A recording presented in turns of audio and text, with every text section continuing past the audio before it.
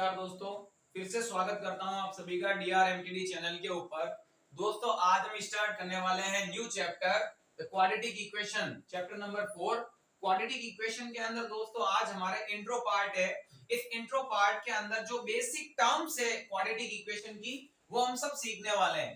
कुछ quadratic terms के अंदर बेसिक टर्म देखो दोस्तों, इक्वेशंस के बारे में सीखेंगे, इक्वेशंस एंड सेकंड टर्म है दोस्तों रूट्स ऑफ इक्वेशंस। जो इक्वेशंस के रूट्स होते हैं वो क्या होते हैं, जीरोस क्या होते हैं, सॉल्यूशन क्या होते हैं, क्या ये तीनों एक ही चीज है।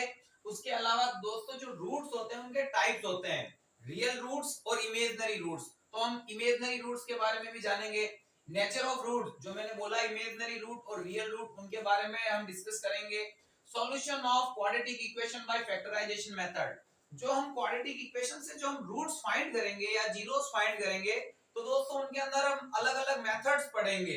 तो फर्स्ट मेथड है आपके फैक्टराइजेशन मेथड, सेकंड है आपके कंप्लीटिंग स्क्वायर मेथड, और एक हम पढ़ेंगे क्वाड्रेटिक फार्मूला।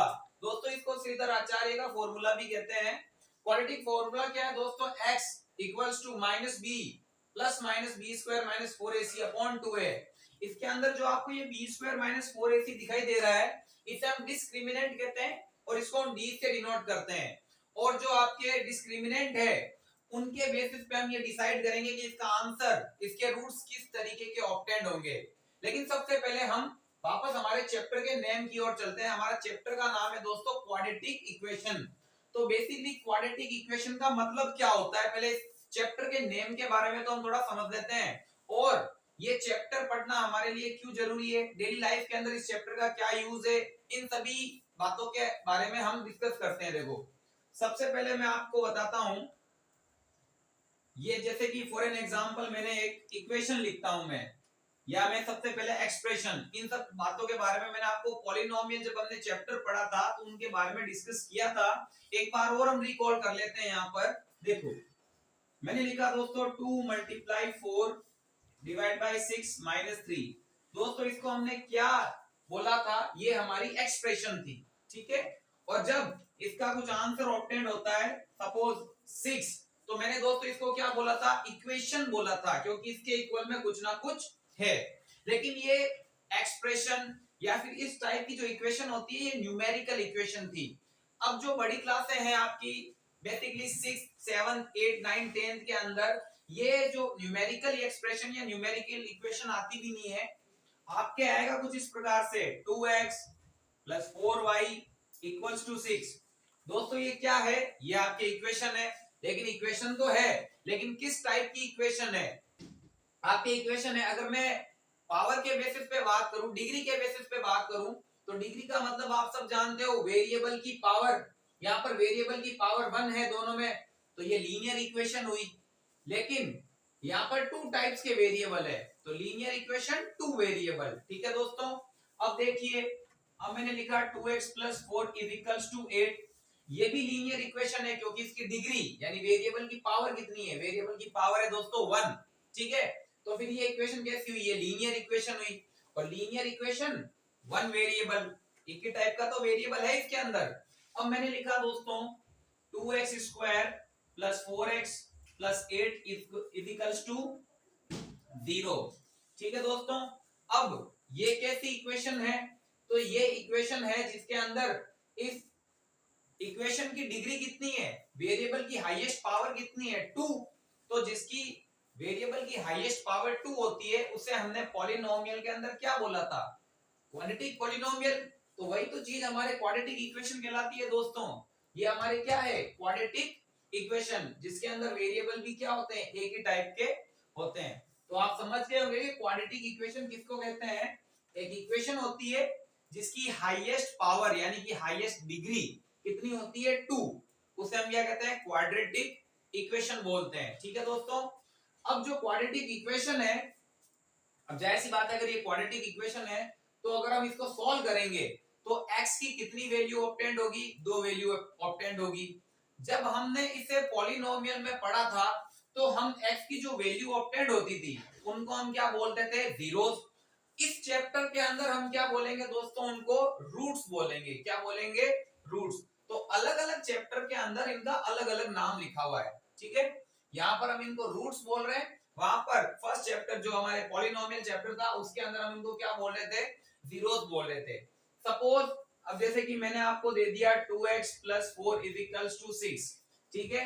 अब जो मैं x की वैल्यू ऑब्टेन करूंगा उसे मैं क्या बोलूंगा, सॉल्यूशन बोलूंगा। तो दोस्तों अलग अलग जगह पर अलग अलग टर्म्स दे रखी है, बाकी ये तीनों एक ही चीज है, रूट्स, जीरोस और सॉल्यूशन ये सेम है, इनमें कोई भी डिफरेंस नहीं है, ठीक है। अब जैसा कि मैंने बताया आपको, अगर ये क्वाड्रेटिक इक्वेशन है तो x की वैल्यू होगी। अब क्वाड्रेटिक इक्वेशन को सॉल्व करना है, सॉल्व करने का मतलब क्या होता है, x की वैल्यू फाइंड करो। अब x की कितनी वैल्यू होगी जिनको यहाँ पर पुट करने पर, लेफ्ट हैंड साइड को सॉल्व करने पर आंसर क्या ऑब्टेन्ड हो, 0 हो। क्यों? क्योंकि अगर लीनियर होती है तो x की वैल्यू 1 ऑब्टेन्ड होती है। भाई अगर आपको मैं पूछूं इस इक्वेशन की वैल्यू बताइए, इस इक्वेशन का सॉल्यूशन बताइए, तो इक्वेशन का सॉल्यूशन बताने का मतलब है x की जगह पर मैं ऐसा क्या वैल्यू रखूं, लेफ्ट हैंड साइड को सॉल्व करूं और एक मुझे क्या आंसर मिले, 6 मिले। तो बेसिकली मैं बताया जा सकता है x की जगह पर आप 1 रख दीजिए, 2 × 1 2 + 4 6 ऑब्टेन्ड हो रहा है। और चाहो तो हम सॉल्व भी कर सकते हैं, 6 - 4 इधर क्या रह जाएगा दोस्तों, 2x, 6 - 4 2 और 2 उधर कन्वर्ट होगा तो 2/2 1। तो यहाँ पर x की वैल्यू क्या ऑब्टेन्ड हुई, 1। इसको हम क्या कहते हैं, सॉल्यूशन ऑफ इक्वेशन। इक्वेशन का सॉल्यूशन क्या ऑब्टेन्ड हुआ, x = 1। यहाँ पर हम क्या बोलते हैं, रूट्स या फिर जीरोस बोलते हैं, ठीक है। तो लीनियर में सॉल्यूशन कितना ऑब्टेन्ड होता है, 1, क्वाड्रेटिक में 2, क्यूबिक में 3। ये सब बातें हम पॉलिनोमियल चैप्टर में ऑलरेडी डिस्कस कर चुके हैं। अब देखिए, जो आपको, अब जरूरी नहीं है कि हर एक क्वाड्रेटिक इक्वेशंस की वैल्यू आपको ऑब्टेन्ड हो। जैसे कि अब एक और लिखते हैं, 2x² + 8x + 9 = 0। आपके सामने क्वाड्रेटिक इक्वेशन लिखी हुई है।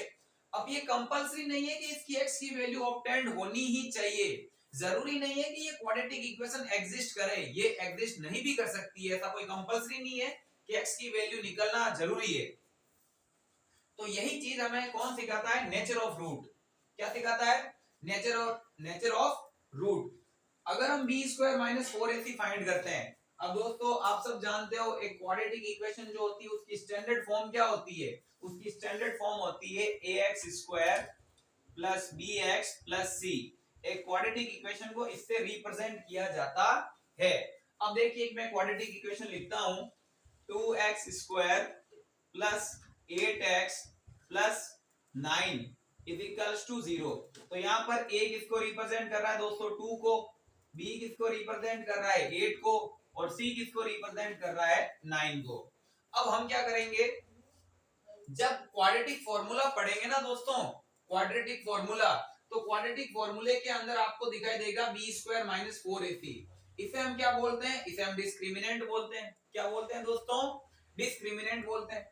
और ये जो डिस्क्रिमिनेंट होता है, यानी कि जो b² - 4ac होता है, b² 4ac जो हम फाइंड करते हैं, अगर ये 0 से बड़ा निकला, किससे बड़ा निकला, 0 से ग्रेटर निकला, तो आपके जो x की जो वैल्यू ऑब्टेन्ड होगी, अब बेसिकली x की वैल्यू 2 ऑब्टेन्ड होगी आपको, वो रियल होगी और डिफरेंट होगी, यानी यहाँ पर x की वैल्यू अलग अलग ऑब्टेन्ड होगी। अगर मैं सपोज इस क्वाड्रेटिक इक्वेशन को सॉल्व करता हूं तो x की वैल्यू जो ऑब्टेन्ड होगी ना, तो मुझे हो सकती है 2 ऑब्टेन्ड हो सकती है और एक 4 ऑब्टेन्ड हो सकती है, ठीक है। अगर b² - 4ac मेरा 0 से छोटा है, क्या है, 0 से छोटा, तो रूट्स रियल नहीं होंगे। अब 0 से छोटा होने का मतलब है b² - 4ac की वैल्यू नेगेटिव में ऑब्टेन्ड होगी। अगर नेगेटिव में ऑब्टेन्ड हुई तो मेरे रूट्स रियल नहीं होंगे, रूट्स इमेजिनरी होंगे और उस क्वाड्रेटिक इक्वेशन का सॉल्यूशन निकलता भी नहीं है, ठीक है। और अगर b² - 4ac 0 ही ऑब्टेन्ड हो गया तो दोनों जो रूट्स मिलेंगे वो मुझे इक्वल मिलेंगे, यानी कि अगर मैं इस क्वाड्रेटिक इक्वेशन को सॉल्व करता हूं तो पहली x की वैल्यू 4 हो सकती है और दूसरी x की वैल्यू भी 4 हो सकती है, लेकिन कब, जब b² - 4ac की वैल्यू क्या हो, 0 हो, यानी डिस्क्रिमिनेंट क्या होना चाहिए, 0 होना चाहिए, ठीक है दोस्तों। लेकिन हमने फर्स्ट चैप्टर में पढ़ा है कि जो इक्वेशंस होती है, चाहे वो लीनियर हो, लीनियर इक्वेशन 2 वेरिएबल हो, जैसे कि हमने इसके बारे में पढ़ा है 4x + 6y = 2। एक और इक्वेशन गिवन होती थी 9x + 8y + 6 या = 6। ठीक है दोस्तों, हमने इन दोनों इक्वेशंस को अलग अलग मेथड से सोल्व किया था। ग्राफिकली मेथड था हमारे सेकंड चैप्टर पॉलिनोमियल के अंदर, हमारे ग्राफिकली मेथड था, सब्स्टिट्यूशन मेथड था, क्रॉस मल्टीप्लिकेशन मेथड था, एलिमिनेशन मेथड था। ठीक है दोस्तों, अब जब इक्वेशंस को सोल्व किया जाता है तो कोई भी इक्वेशन हो, चाहे वो क्यूबिक हो, चाहे वो क्वाड्रेटिक हो, चाहे वो लीनियर हो, उनको हम ग्राफ पे रिप्रेजेंट कर सकते हैं। कहां रिप्रेजेंट कर सकते हैं दोस्तों? ग्राफ पर। और क्वाड्रेटिक इक्वेशन से जो हमें ग्राफ ऑब्टेंड होता है उसे हम कहते हैं पैराबोला। क्या कहते हैं?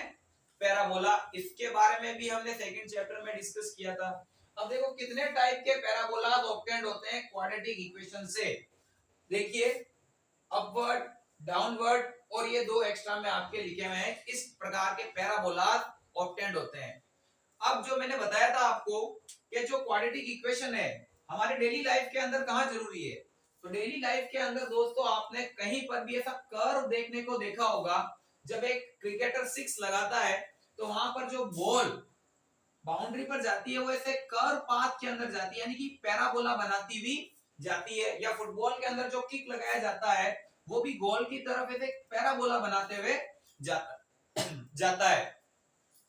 तो दोस्तों ये जो इनिशियल पॉइंट है और जो फाइनल पॉइंट है, इनकी डिस्टेंस की अगर बात करनी हो या इसने कितनी डिस्टेंस कवर की है ऐसे पैराबोला के अंदर, तो इन सब बातों की जो इंफॉर्मेशन है वो हमें क्वाड्रेटिक इक्वेशन से गिवन होती है। नेक्स्ट है दोस्तों हमारे इन तीनों मेथड के बारे में बात कर लेते हैं जो हम क्वाड्रेटिक इक्वेशन को सॉल्व करेंगे। सबसे पहला होगा फैक्टराइजेशन मेथड। फैक्टराइजेशन मेथड दोस्तों हमारे 8 से आ रहा है, 9th में भी पढ़ा था और 10th के अंदर हमने पॉलिनोमियल चैप्टर में एक बार का इसको पढ़ रखा है। नेक्स्ट होगा आपके completing square method. Completing square method के अंदर हमें जो क्वाड्रेटिक इक्वेशन होगी इससे हमें एक कंप्लीट स्क्वायर बनाना होगा, यानी कि या तो कंडीशन a प्लस बी का होल स्क्वायर बनेगी या फिर जो कंडीशन होगी वो a माइनस बी का होल स्क्वायर बनेगी। और नेक्स्ट है भाई क्वाड्रेटिक फार्मूला। तो क्वाड्रेटिक फार्मूला तो आपके सामने लिखा हुआ है। इस मेथड से हम क्वाड्रेटिक इक्वेशंस की सीधी डायरेक्ट वैल्यू फाइंड कर सकते हैं। तो दोस्तों इतना सा ही है इसके अंदर जो इंफॉर्मेशन है। बाकी हम नेक्स्ट वीडियो के अंदर में आपके लिए सबसे पहले एग्जांपल स्टार्ट करेंगे, उसके बाद में हम इक्वेशन स्टार्ट करेंगे।